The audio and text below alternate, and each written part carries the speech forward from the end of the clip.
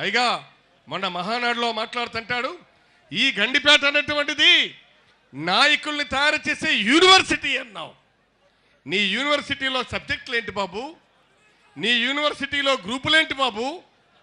అవినీతి, లంచగొండితనం, ఆశ్రిత పక్షపాతం, బంధుప్రీతి ఒకటేమిటి?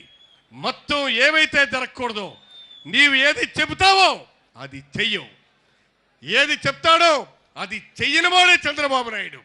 ఎన్నికల్లో ఏదైతే చెప్పాడో ఈవేళ ఒక్కటి కూడా ఈనాడు తను వాగ్దానాలు ఏవి నెరవేర్చలేనటువంటి పరిస్థితి. అందుకే మేము అడుగుతున్నాం, మేము తెలుగువాడి ఆత్మగౌరవానికి తెలుగుదేశం పార్టీ ఈనాడు ప్రపంచ శిఖరానికి తీసుకొని వెళ్తానన్నావు. నిన్న నువ్వు చేసిన పని ఏంటి బాబు? ఇది నువ్వు ప్రపంచ శిఖరానికి అవినీతిని తీసుకొని వెళ్ళావు, తెలుగువాడి ఆత్మగౌరవాన్ని పాతాళానికి పాతి పెట్టావు బాబు. నిజమైనటువంటి నీకు మనసుంటే చెప్పు, నేను అడుగుతున్నాను. నేను అమాయకులైనటువంటి రైతులకు వాగ్దానం ఇచ్చావు, మహిళలకు వాగ్దానం ఇచ్చావు. నేను అడుగుతున్నాను, చెప్పండి, ఈ దేశంలో ఎవరికి కోపం వచ్చినా పర్వాలేదు, రైతన్నకు మాత్రం ఆగ్రహం రాకూడదు. ఒక ఉపాధ్యాయుడికి కోపం వస్తే వాళ్ళు సమ్మె చేస్తారు, సమ్మె చేస్తే స్కూళ్ళు మాత్రమే మూతపడతాయి. ఇవాళ ఒక పోస్టల్ మ్యాన్కి సమస్య వస్తే పోస్టల్ డిపార్ట్మెంట్ మాత్రమే క్లోజ్ అవుతుంది, సమ్మె చేస్తారు. రైల్వే ఉద్యోగులకు అన్యాయం జరిగితే రైళ్లు మాత్రమే నిలుచుకుంటూ పోతాయి. ఆర్టీసీ వాళ్ళకి అన్యాయం జరిగితే బస్సులు మాత్రమే నిలుచుకుంటూ పోతాయి. కానీ ఈనాడు రైతుకు అన్యాయం జరిగితే రైతు ఆగ్రహించి ఈనాడు తన భుజానున్న నాగల మూల విసిరితే యావత్ ప్రపంచం ఈనాడు దిగ్బాంతనం జరుగుతుందని మనం చేస్తున్నారు. నేను కాబట్టి మీరు రైతు సోదరులు పొట్టకొడతావా? నేను అడుగుతున్నాను, నువ్వు రుణాల మాఫీ అన్నావు, చేశావా? రుణాల మాఫీ దేవుడెరుగు, నీ పుణ్యమా అని కొత్త రుణాలు ఇచ్చే పరిస్థితిలో బ్యాంకుల్లో రైతుకు లేదు. ఈనాడు మరి మనకి బీమా లేదు, పంటల బీమా పథకం లేదు, ఇన్పుట్ సబ్సిడీ లేదు, గిట్టుబాటు ధర లేదు, మద్దతు ధర లేదు, ఇన్పుట్ సబ్సిడీ లేదు. సరే, ఇవి లేకపోయినాయి. భూములు నువ్వు గుద్దుకుంటున్నావు కదయా ఈ మంగళగిరి పరిసర ప్రాంతాలంతా కూడాను. రైతుల భూములను నిర్దాక్షిణ్యంగా నువ్వు తీసుకుంటున్నావు. ఎవడిచ్చాడయ్యా నీకు అధికారం? ఎవడిచ్చాడని నేను అడుగుతున్నాను. మీరు ఈనాడు చట్టాలు చేయించి అన్యాక్రాంతంగా రైతులు భూములు తీసుకొని ఇక్కడ మంత్రులు అంటారు వాళ్ళు మాకు అప్పగించారు భూములు, సరం చేశారు భూములు అని. నేను అడుగుతున్నాను, ఇది అబద్ధమో నిజమో తేలాలంటే రండి, అఖిలపక్ష రాజకీయ పార్టీలతోనూ పాత్రికేయ మిత్రులతోనూ రైతాంగం మధ్యకెళ్ళి వాళ్ళ అభిప్రాయాలను సేకరిద్దాం. నీకు ఆ దమ్ముందా బాబు? నేను అడుగుతున్నాను ఈ సందర్భంగా. కాబట్టి మీ అందరికీ మేము విజ్ఞప్తి చేస్తున్నాం, మీరు ఆత్మగౌరవాన్ని అవినీతిని రెండింటి కూడా ముడిపెట్టి మాట్లాడుతున్నారు.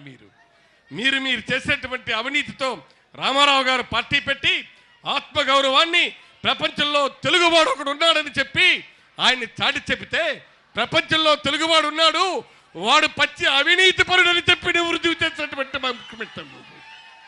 నువ్వెందుకు బతుకుతున్నావో నీకు తెలుసా? అసలు నేను అడుగుతున్నాను బాబు, నువ్వు అన్నమే తింటున్నావా? అసలు అన్నమే తింటున్నావా? ఏం తింటున్నావు? నువ్వు మాట్లాడింది ఏ ఒక్కటైనా సరే అమలుపరిచావా? నువ్వు ఇంకా ఎందుకు నువ్వు ముఖ్యమంత్రిగా కొనసాగుతున్నావు గబ్బిలాయిలాగా పట్టుకొని? ఇంత జరిగినా ఏమీ కానట్టు నిన్న మీరు ఇక్కడ చేశారు, ఏదది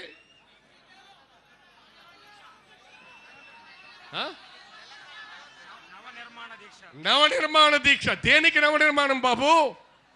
అవినీతిగా నవనిర్మాణం చేస్తావా? దేనికి చేస్తావు? నేను అడుగుతున్నాను, ఈ దీక్ష ఎక్కడెందుకు చేస్తావు? నీ పొత్తు, నీ జట్టు ఢిల్లీలో బీజేపీ ప్రభుత్వం ముందు ఈ నవనిర్మాణ దీక్ష చేయి. నీకు దమ్ముంటే అక్కడ చేయి.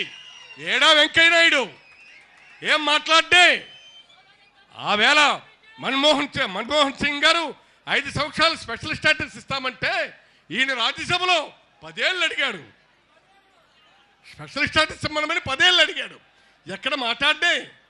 కనిపీడే మా పెద్ద మనిషి.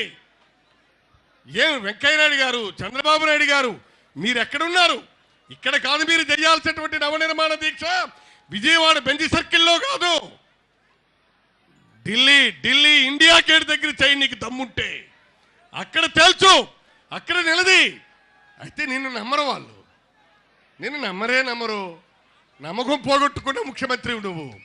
నేను ఈనాడు చెప్తున్నాను, నేను ఎందుకు నమ్మరంటే ఇదే మోడీ గారు గతంలో బీజేపీతో చేతులు కలిపి ఉన్నప్పుడు మోడీ ఆ రోజు గుజరాత్ అల్లర్లలో మైనారిటీస్ని హతమారిస్తే ఈ పెద్ద మనిషి సెక్యులర్ డెమోక్రసీ పేరుతో మోడీని వృత్తియమని దేశ బహిష్కరణ చేయమన్నటువంటి పెద్ద మనిషి అధికారం కోసం మోడీ గేటు దగ్గర కాపలా కోసుకున్నటువంటి మనిషిగా దిగజారిపోయినటువంటి నిన్ను వృత్తియమన్నాడు, దేశ బహిష్కరణ చేయమన్నాడు.